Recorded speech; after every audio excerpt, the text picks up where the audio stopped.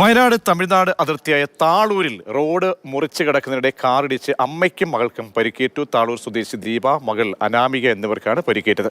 ഇവരെ കൽപ്പറ്റയിലെ സ്വകാര്യ ആശുപത്രിയിൽ പ്രവേശിപ്പിച്ചു. കമൽ ചേരുന്നതോടെ. കമൽ, എപ്പോഴായിരുന്നു ഈ സംഭവം ഉണ്ടാകുന്നതും ഈ പരിക്കേറ്റവരുടെ ആരോഗ്യ സ്ഥിതി സംബന്ധിച്ചൊക്കെ എന്താണ് വിവരങ്ങൾ? പ്രതീഷ്, ഇന്ന് പുലർച്ചെ രാവിലെയോടെയാണ് ഈ സംഭവം ഉണ്ടായത്. ഈ താളൂർ എന്ന് പറയുന്നത് സുൽത്താൻ ബത്തേരിയിൽ നിന്ന് ഗൂഡല്ലൂരിലേക്ക് പോകുന്ന, അതുവഴി ഊട്ടിക്ക് പോകുന്ന റോഡാണ്. അവിടെ സംസ്ഥാന അതിർത്തിയാണ് ഈ താളൂർ എന്ന് പറയുന്നത്.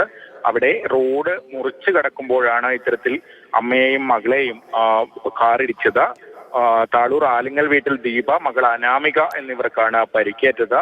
ഇവരെ കൽപ്പറ്റയിലെ സ്വകാര്യ ആശുപത്രിയിലാണ് പ്രവേശിപ്പിച്ചിരിക്കുന്നത്. ആരോഗ്യനില സംബന്ധിച്ച് ആശങ്കപ്പെടാനില്ല എന്നാണ് ആശുപത്രി അധികൃതർ അറിയിക്കുന്നത്. എന്തായാലും ആ CCTV ദൃശ്യങ്ങൾ കാണുമ്പോൾ നമുക്കറിയാം, വളരെ ആശങ്കാജനകമായ ഒരു അപകടമാണ് ഉണ്ടായത്. വളരെ വേഗതയിലെത്തിയ ഒരു കാറാണ് ഇവരെ ഇടിച്ചു തെറിപ്പിച്ചത്.